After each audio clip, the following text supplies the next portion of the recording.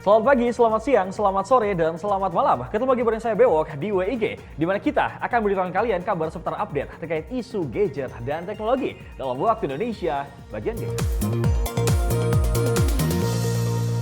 Berita pertama datang dari Google yang mempromosikan Pixel 6 menggunakan iklan keripik. Dalam sebuah video berdurasi 38 detik yang diunggah di kanal YouTube Google Japan, Google terlihat menawarkan sebuah makanan ringan yang diberi nama Google Original Chips. Kemasan keripik itu pun dibikin semirip mungkin dengan desain warna yang diusung oleh Google Pixel 6. Video promosi tersebut nampaknya sengaja dibikin Google untuk menyoroti nilai jual utama dari Pixel 6, yaitu penggunaan chipset Tensor yang merupakan chipset buatan Google yang digunakan pertama kali di perangkat Pixel 6 dan Pixel 6 Pro. Sehingga slogan promosi Google Original Chips dapat dimaknai dengan menjadi dua arti, yaitu keripik Google atau chipset buatan Google. Meskipun hal ini terbilang gimmick dalam hal promosi, ternyata Google benar-benar menyediakan produk keripik ini sebanyak 10.000 bungkus yang bisa dicicip. Tapi sayangnya, pertanggal 20 September kemarin, semua stok makanan ringan tersebut telah habis diklaim oleh penggemar di seluruh dunia.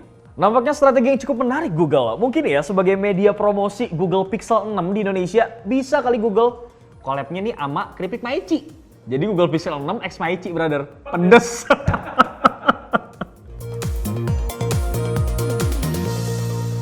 Persaingan antara Samsung dan juga Apple nampaknya semakin sengit. Bahkan Samsung kembali menyindir iPhone 13 yang baru saja diperkenalkan oleh Apple.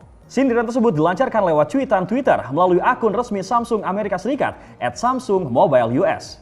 Cuitan tersebut kemungkinan adalah bentuk sindiran halus Samsung yang mengarah ke desain iPhone 13 yang terlihat tidak mengalami banyak perubahan dibandingkan dengan beberapa generasi iPhone sebelumnya yang memang banyak menuai kritik. Selain mengomentari desain iPhone 13 yang itu-itu aja, Samsung juga membandingkan produk iPhone 13 series dengan ponsel lipat mereka, yaitu Samsung Galaxy Z Series. Tidak sampai di situ, Samsung juga menyindir fitur refresh rate 120Hz yang sudah dimiliki oleh Samsung lebih dulu di produk Samsung Galaxy S21 series. Padahal sebenarnya jika dirunut ke belakang, justru Apple adalah yang pertama memperkenalkan teknologi layar 120Hz yang pertama kali muncul di produk iPad Pro pada tahun 2017. Jangan julid lah Samsung, padahal tahun kemarin tuh dia yang nyindir iPhone bro, nggak dapat kepala charger, tapi dia juga yang kecele, dia ngikutin nggak dapat kepala charger, nggak boleh gitu lu Sung, canda Sung. iPhone 13 akan segera tersedia pada tanggal 24 September mendatang di Singapura. Dan buat kalian yang tertarik, berikut informasi taksiran harganya. Di situs resmi Apple Singapura, iPhone 13 dibanderol dengan harga mulai dari $1.149 Singapura atau sekitar 12,2 juta rupiah, hingga varian yang paling mahal di harga $2.629 Singapura atau sekitar 27,9 juta rupiah. Karena di Indonesia belum ada kabar yang beredar terkait kapan iPhone 13 series masuk secara resmi, maka membeli iPhone 13 di Singapura bisa menjadi salah satu solusi terbaik. Akan tetapi hal yang perlu menjadi catatan adalah kalau kalian memutuskan untuk membeli iPhone 13 di Singapura, maka kalian juga harus siap untuk membayar pajak serta mendaftarkan IMEI ke Bea Cukai Bandara atau pelabuhan. Lalu kira-kira berapa harga iPhone yang harus dibayarkan? Sebagai contoh, kalau kalian memutuskan untuk membeli sebuah iPhone 13 Pro seharga $1.799 Singapura, maka kalian diharuskan untuk membayar total pajak sebesar 3,8 juta rupiah apabila memiliki NPWP. Namun apabila kalian tidak memiliki NPWP, maka biaya total pajak yang harus dibayarkan adalah 5,1 juta rupiah. Kira-kira kalian tim yang mana nih brother? Apakah beli di Singapura terus bayar pajak atau lo lebih milih buat beli di Tengkulak? Gue sih mending beli iBox-nya aja deh. Beli garansi iBox. Beli iBox kaya banget kita.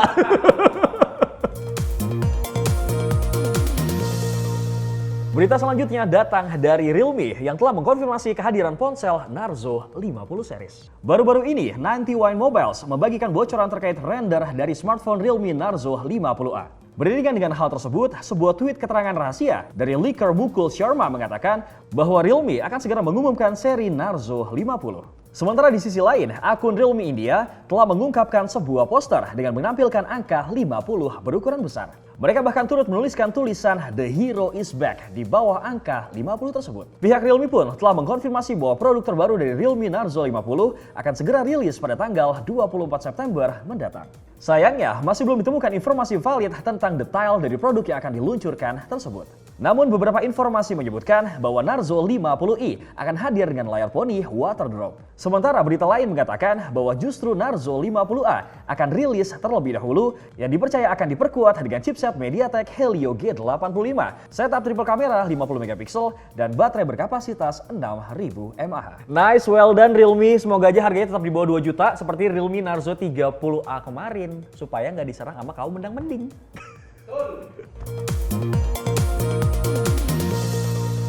Apple telah resmi memperkenalkan iOS 15 di Indonesia dan berikut daftar HP yang resmi mendapatkan update iOS 15 dan cara mendownloadnya. iOS 15 secara resmi telah tersedia di Indonesia, begitupun dengan iPadOS dan watchOS 8. Daftar produk yang mendapatkan upgrade iOS 15 antara lain iPod Touch generasi ke-7, iPhone SE generasi pertama dan kedua, iPhone 6s, 6s Plus, sampai ke produk iPhone terbaru yaitu iPhone 13 series. Saat ini, iOS 15 telah rilis lewat over the air alias OTA. Terkait cara downloadnya, kalian bisa masuk ke menu setting atau pengaturan, tekan general ataupun umum, lalu tekan software update atau pembaruan perangkat lunak. Jika sudah muncul iOS 15, tinggal klik download dan install, lalu tunggu hingga prosesnya selesai. Terkait upgrade fitur yang bisa dinikmati di iOS 15 antara lain FaceTime, Message dan Memoji, Notification, Safari, Focus, Live Text, Spotlight, Weather, Maps, dan Health yang masing-masing sudah diberikan update yang lebih fresh dibandingkan versi sebelumnya. By the way, anyway busway, buat kalian yang pakai iPhone bukan garansi resmi iBox, aka anjay garansi internasional, lu harus be careful ya sebelum lu mengupdate. Karena tuh kadang-kadang Apple ID-nya suka force close gitu, brother. Makanya lu beli iPhone yang beginian. Yang mahal. Kan iPhone udah mahal harganya. Samsung saat ini telah mengerjakan produk terbarunya mereka, yaitu Samsung Galaxy A73 yang akan menjadi ponsel seri A pertama yang menggunakan resolusi kamera 108 megapiksel. Samsung Galaxy A73 dikabarkan akan menjadi salah satu bagian dari jajaran ponsel A seriesnya Samsung yang akan dirilis pada tahun 2022 dan disebut-sebut bakal hadir dengan membawa setup kamera dengan sensor 108 megapiksel untuk kamera belakangnya. Seperti diketahui bersama bahwa Samsung sebelumnya telah menggunakan sensor 108 megapiksel di Samsung Galaxy S20 Ultra dan Samsung Galaxy S21 Ultra. Sebagai perbandingan, versi terdahulunya yaitu Galaxy A72 masih memiliki kamera beresolusi 64 megapiksel dengan iOS, kamera ultra wide 12 megapiksel, kamera telefoto 8 megapiksel, dan kamera makro 5 megapiksel dengan kamera selfie 32 megapiksel. Jika semua rumor terkait kamera dari Galaxy A73 ini memang benar, maka Galaxy A73 bisa dikatakan jauh lebih unggul dari versi terdahulunya tersebut. Sejauh ini belum ada informasi lanjut terkait spesifikasi detail dari Samsung Galaxy A73 selain rencana Samsung yang akan merilis ponsel tersebut pada semester pertama tahun 2022. Widih, gue lihat Samsung makin ini nih ya, takut kesaing sama Xiaomi, tapi nggak apa-apa lah ya, seri A dapat fitur kamera flagship tuh lumayan banget. Cuman Beok pesen nih, harganya jangan terlalu mahal, Sung. Berapa? 2.000. 2.500.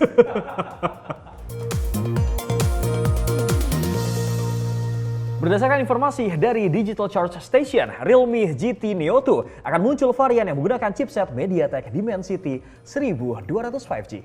Realme sebenarnya sudah resmi memperkenalkan Realme GT Neo 2 yang akan tiba pada tanggal 22 September kemarin dan diperkuat dengan chipset Snapdragon 870. Namun, berdasarkan informasi terupdate dari pihak Digital Charge Station mengungkap bahwa terdapat dua varian Realme GT Neo 2 yang akan dirilis, yaitu varian chipset Snapdragon 870 dan juga varian Realme GT Neo 2 yang akan menggunakan chipset MediaTek Dimensity 1200 5G. Berdasarkan keterangan tersebut pula, Realme GT Neo 2 varian Dimensity 1200 akan membawa kapasitas baterai yang lebih kecil di angka 4500 mAh dengan kecepatan pengisian daya yang masih sama seperti versi Snapdragon.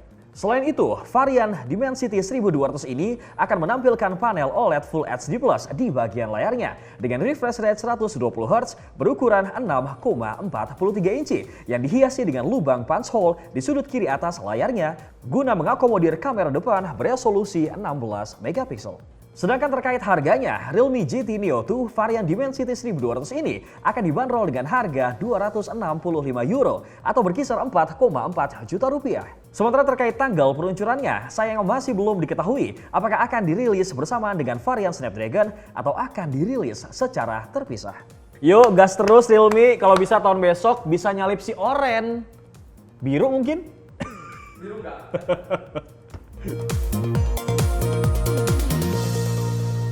Samsung Galaxy S22 dikabarkan segera masuk ke tahap produksi massal dan akan diluncurkan di awal tahun 2022 mendatang. Seri Samsung Galaxy S22 memang lumayan menjadi sorotan di dunia maya pergadgetan dan dikabarkan akan diperkenalkan secara global pada awal tahun 2022. Melanjutkan hal tersebut, kini rangkaian bocoran terkait ponsel flagship Samsung ini sudah mulai terendus, di mana Galaxy S22 dikabarkan akan membawa baterai berkapasitas 3700 mAh. Lalu bocoran selanjutnya adalah terkait dimensi dan desain dari HP ini, di mana ponsel ini dikabarkan akan hadir dengan dimensi yang lebih kecil, ringan, dan lebih tipis, bahkan jika dibandingkan dengan dimensi iPhone 13 reguler. Selanjutnya, jajaran ponsel Galaxy S22 digadang-gadang akan menggunakan chipset Qualcomm Snapdragon 890 terbaru dengan modul kamera depan yang sayangnya tidak disematkan di bawah layar. Namun kabar terakhir menginformasikan bahwa perangkat tersebut sudah masuk dalam proses produksi massal di bulan depan dan kemungkinan akan siap dipasarkan pada kuartal pertama di tahun 2022. Ini by the way Samsung tumben banget gak sih ngeluarin handphone mini? Kemarin ngerosting Apple, sekarang mau ngeluarin juga handphone yang mini-mini. Emang kadang Sung yang mini suka gigit gitu dia. Iya gigit, gitu kalau mini. Sebelum kita masuk ke kabar update terakhir, alangkah baiknya buat kalian yang tertinggal kabar update dari minggu yang lalu, kalian bisa masuk ke channel YouTube Facebook dan juga playlist Waktu Indonesia bagian gadget. Infinix secara resmi mengumumkan bahwa seri flagship terbarunya mereka akan masuk pasar Indonesia pada tanggal 5 Oktober 2021. Seperti yang sudah diketahui, Infinix secara resmi sudah memperkenalkan ponsel flagship terbarunya mereka, yaitu Infinix Zero X Series pada tanggal 13 September 2021 yang lalu. Ponsel terbaru Infinix ini terinspirasi dari eksplorasi ruang angkasa, di mana Infinix bertujuan menuangkan kreativitas generasi muda dalam menangkap gambar berkualitas tinggi lewat ponsel Infinix Zero X Series. Dua varian Zero X Series, yaitu Infinix Zero X Neo dan Infinix Zero X Pro, dikabarkan akan segera masuk ke pasar Indonesia pada tanggal 5 Oktober mendatang. Tidak berhenti sampai di situ, Country Manager Marketing of Infinix Indonesia mengungkapkan bahwa nantinya Infinix akan memperkenalkan Zero X Series dengan desain khusus, di mana perangkat tersebut merupakan hasil kolaborasi dengan satu brand fashion ternama. Berbicara prediksi terkait penjualan Infinix Zero Series saat ini, pihak Infinix merasa sangat percaya diri. Bahkan nantinya ponsel flagship satu ini akan menerima hasil penjualan yang sangat baik. Hal ini didasarkan pada analisis Infinix dari penjualan Infinix Zero 8 yang lalu yang sangat agresif. Kira-kira brother, akan seagresif apa sih Infinix tahun ini? Apakah bisa mengalahkan si Oren, mungkin si Biru, atau mungkin si... Siapa? Siapa tuh? Sekian dulu kabar terupdate dan informasi terkait isu gadget dan teknologi dalam satu pekan belakangan ini. Bewok dan segenap kru yang bertugas pamit. Assalamualaikum.